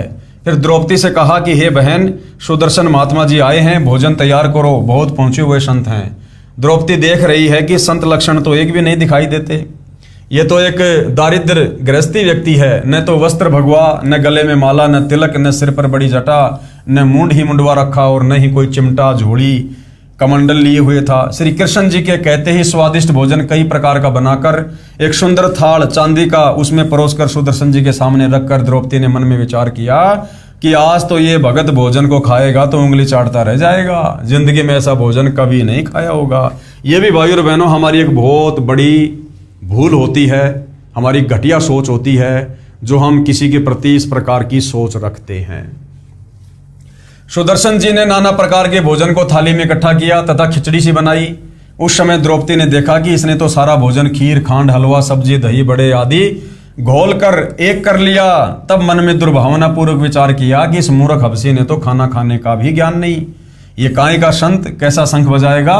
क्योंकि खाना बनाने वाली स्त्री की यह भावना होती है कि मैं ऐसा स्वादिष्ट भोजन बनाऊं कि खाना खाने वाला मेरे भोजन की प्रशंसा कई जगह करे। प्रत्येक बहन की यही आशा होती है। वह बेचारी 1 घंटे तक धुएं से आंखें खराब करे और मेरे जैसा कह दे कि नमक तो है ही नहीं, तब उसका मन बहुत दुखी होता है। इसलिए संत जैसा मिल जाए उसा खाकर सराहना ही किया करते हैं। यदि कोई न खा सके तो नमक कहकर संत नहीं मांगता। संतों ने नमक का नाम राम रस रखा हुआ है। कोई ज्यादा नमक खाने का व्यस्त हो तो कहेगा कि भैया राम रस लाना, घर वालों को पता ही नहीं चलेगा कि क्या मांग रहा है, क्योंकि सत्संग में सेवा में अन्य सेवक ही होते हैं, न ही भोजन बनाने वाले को दुख हो। एक समय एक नया भगत किसी सत्संग में पहली बार गया। उसमें किसी ने कहा कि भगत जी राम रस लाना, दूसरे ने भी कहा कि राम रस लाना तथा थोड़ा राम रस अपनी हथेली पर रखवा लिया। उस नए भगत ने खाना खा लिया था, परंतु लाइन में बैठा अन्य भक्तों के भोजन पाने का इंतजार कर रहा था कि इकट्ठे ही उठेंगे। यह भी एक औपचारिकता सत्संग में होती है। उसने सोचा राम रस कोई खास मीठा खाद्य पदार्थ होगा, यह सोचकर कहा मुझे भी राम रस देना। तब सेवक ने थोड़ा सा रामरस नमक उसके हाथ पर रख दिया। तब वह नया भगत बोला, ये के कान के लाना है, चोखा सा यानी ज्यादा सा रख दे। तब उस सेवक ने 2-3 चम्मच रख दिया। उस नए भगत ने उस बारीक नमक को कोई खास मीठा खाद्य प्रसाद समझकर फांका मारा। तब चुपचाप उठा तथा बाहर जाकर कुल्ला किया। फिर किसी भगत से पूछा रामरस किसे कहते हैं। तब उस भगत ने बताया कि नमक को रामरस कहते हैं। तब वह नया भगत कहने लगा कि मैं भी सोच रहा था कि कहें तो रामरस, परंतु है बहुत खारा। फिर विचार आया कि हो सकता है नए भक्तों पर परमात्मा प्रसन्न नहीं हुए हों, इसलिए खारा लगता हो। मैं एक बार फिर कोशिश करता। अच्छा हुआ जो मैंने आपसे स्पष्ट कर लिया। फिर उसे बताया गया कि नमक को रामरस किस लिए कहते हैं। सुपथ सुदर्शन जी ने थाली वाले मिले हुए उस सारे भोजन को 5 ग्रास बनाकर खा लिया। यानी द्रौपदी ने जो भोजन बनाया था 56 प्रकार का, सुदर्शन रूप में परमात्मा जी ने सारे को गोल मथोल करके और 5 ग्रास बनाकर खा लिए। 5 बार शंख ने आवाज की, उसके 50 शंख ने आवाज नहीं की। व्यंजन 36 परोसिया, जहां द्रौपदी रानी, बिन आदर सत्कार के कहीं शंख न बानी। 5 गिरासी बाल्मीकि और पंचे बर बोले, आगे शंख पंचायन कपाट न खोले। बोले कृष्ण महाबली, त्रिभुवन के साजा, वाल्मीकि प्रसाद से कण कण क्यों न बाजा।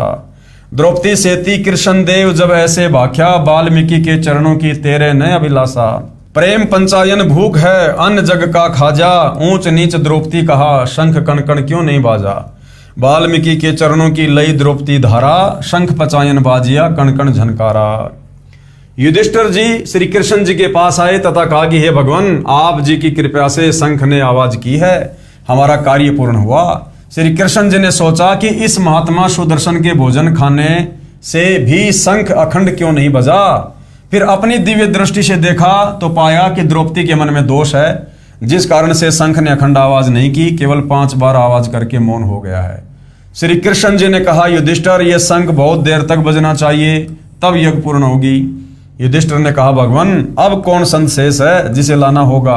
श्री कृष्ण जी ने कहा, युधिष्ठिर, इस सुदर्शन संत से बढ़कर कोई भी सत्य भक्ति युक्त संत नहीं है। इसके एक बाल समान 3 लोग भी नहीं है। अपने घर में दोष है, उसे शुद्ध करते हैं। श्री कृष्ण जी ने द्रौपदी से कहा, द्रौपदी, भोजन सब प्राणी अपने अपने घर पर रूखा सूखा खाकर ही सोते हैं। आपने बढ़िया भोजन बनाकर अपने मन में अभिमान पैदा कर लिया। बिना आदर सत्कार के किया हुआ धार्मिक अनुष्ठान, यज्ञ, हवन, पाठ सफल नहीं होता। आपने इस साधारण से व्यक्ति को क्या समझ रखा है? ये पूर्ण ब्रह्म है, इसके एक बाल के समान 3 लोक भी नहीं है। आपने अपने मन में इस महापुरुष के बारे में क्या गलत विचार किए हैं? उनसे आपका अंतःकरण मैला यानी मलिन हो गया है। इनके भोजन ग्रहण कर लेने से तो ये शंख की स्वर्ग तक आवाज जाती तथा सारा ब्रह्मांड गूंज उठता। ये केवल 5 बार बोला है, इसलिए कि आपका भ्रम दूर हो जाए, क्योंकि और किसी ऋषि के भोजन खाने से तो ये टस से मस भी नहीं हुआ। आप अपना मन साफ करके इन्हें पूर्ण परमात्मा समझकर इनके चरणों को धोकर पियो, ताकि तेरे हृदय का मैल यानी पाप साफ हो जाए। उसी समय द्रौपदी ने अपनी गलती को स्वीकार करते हुए संत से क्षमा याचना की और सुपथ सुदर्शन के चरण अपने हाथों से धोकर चरणामृत बनाया। रज भरे धूल युक्त जल को पीने लगी। जब आधा पी लिया तब भगवान श्री कृष्ण जी ने कहा, द्रौपदी, कुछ अमृत मुझे भी दे दो ताकि मेरा भी कल्याण हो। यह कहकर श्री कृष्ण जी ने द्रौपदी से आधा बचा हुआ चरणामृत पिया। उसी समय वही पंचायन शंख इतने जोरदार आवाज से बजा कि स्वर्ग तक ध्वनि सुनी। तब पांडवों की वो यज्ञ सफल हुई। प्रमाण के लिए अमृतवाणी पारक का अंग आदरणीय गरीबदास जी के सूक्ष्म वेद से वाणियां। गरीब सुपच संक सब करत हैं, नीच जाति विश्चूक, पोहमी बिगसी स्वर्ग सब खिले जो पर्वत रूख। गरीब करी द्रौपदी दिल मंजना और सुपच चरण पी धोए, बाजे शंख सर्वकला रहे आवाज गोए। गरीब द्रौपदी चरणामृत लिए, सुपच शंख नहीं कीन, बाजा शंख अखंड धुनि गण गंधर्व ल्योलीन। गरीब फिर पंडों की यज्ञ में शंख पंचायन टेर, 12 कोटि पंडित जहां पड़ी सबन की मेर। गरीब करी कृष्ण भगवान को चरणामृत स्यों प्रीत, और शंख पंचायन जब बजा लिया द्रौपदी सीत। गरीब 12 कोटि पंडित जहां और ब्रह्मा विष्णु महेश, चरण लिए जगदीश को जिसको रटता शेष। गरीब वाल्मीकि के बाल सम नाही 3 लोक, सुर नर मुनिजन कृष्ण सुधी पंडों पाई पोष। गरीब वाल्मीकि बैकुंठ पड़ी स्वर्ग लगाई लात, शंख पंचायन घुरत है गण गंधर्व ऋषि मात। गरीब स्वर्ग लोक के देवता कीने ने पूर्या नाद, सुपथ सिंहासन बैठते बाजा अगम अगाध। गरीब पंडित 12 कोटि थे सईदे से सुरबीन, 87 देव में कोई न पद में लीन। गरीब बाजा शंख स्वर्ग सुनया 14 भवन उचार, 33 तत् न लहया किन्हें न पाया पार। अचला का अंग से वाणी। गरीब पंडों संग हैं, छठे कृष्ण मुरारी, चली हमारी यज्ञ में समर्थ सृजनहार। गरीब 87 ऋषि जहां देव 33 कोटि, शंख न बाजा तास तय रहे चरण में लोटी। गरीब सुपच रूप धर आइया, सतगुरु पुरुष कबीर, 3 लोक की मेदनी सुर नर मुनिजन भीर। गरीब पंडित 12 कोटि है और 84 सिद्ध, शंख न बाजा तास तय पिए मान का मद।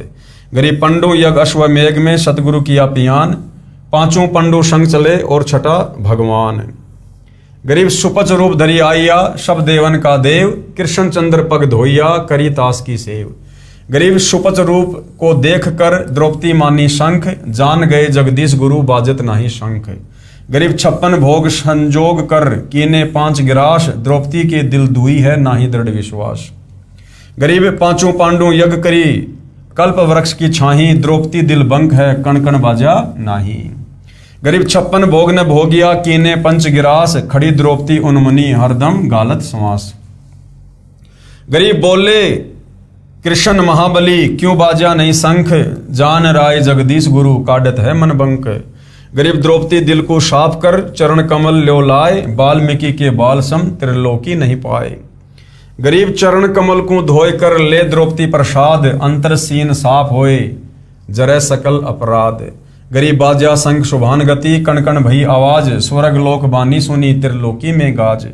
गरीब पंडु यज्ञ अश्वमेघ में आए नजर निहाल, यम राजा की बंद में खल हल पर्या कमाल। अन्य वाणी सदग्रंथ साहिब से 33 कोटि यज्ञ में आए, 87 सारे, 12 कोटि वेद के वक्ता, सुपच का शंख बजारे। अर्जुन सहित पांडवों को युद्ध में की गई हिंसा के पाप लगे। अर्जुन सहित पांडवों को महाभारत के युद्ध में जो हिंसा हुई थी, जो बंधुघात हुआ था, जो सैनिक मारे गए थे आपस के भाई बंटवारे के कारण, क्योंकि महाभारत का युद्ध कोई धर्म युद्ध नहीं था, कोई सीमाओं की रक्षा के लिए किया गया युद्ध नहीं था। दो भाइयों की, कौरव और पांडवों की संपत्ति का बंटवारा होना था। उसके चलते करोड़ों सैनिक वहां पर मरवा दिए गए और उनका पाप, उन हत्याओं का पाप लगा पांडवों के सिर पर। हालांकि कौरवों के सिर पर भी लगा, लेकिन कौरव तो उसी समय मर गए थे। वो तो फिर आगे चलकर समय अनुसार नरक में अपना कष्ट वष्ट भोगेंगे। और लेकिन पांडवों पर भी ज्यों के त्यों वो पाप रखे गए। तो भाइयों और बहनों, आगे चलकर इन पाप कर्मों का नाश होता है या नहीं होता है, क्या विधि है क्या नहीं है, या फिर ये पाप कर्म पांचों पांडवों को, द्रौपदी को, कुंती को, सबको भोगने पड़ेंगे, इस विषय में हम विशेष चर्चा करेंगे। तो जनता की अदालत में जनता धीरे धीरे अध्यात्म से परिचित होती जा रही है। हम लोगों ने पहले रामायण भी पढ़ी, महाभारत भी पढ़ा, कथाएं भी पढ़ी, परंतु हमें उनका निष्कर्ष नहीं बताया जाता था, उनका सार नहीं समझाया जाता था कि हम शिक्षा क्या ग्रहण करें।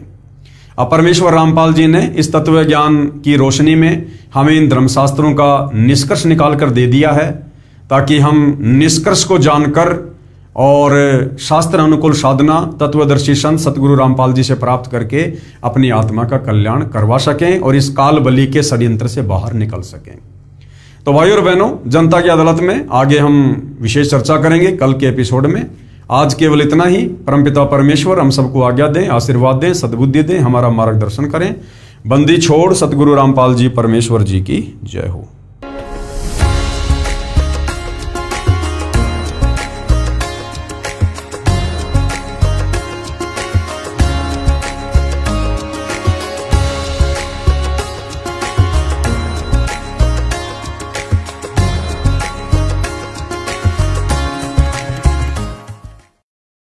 बंदी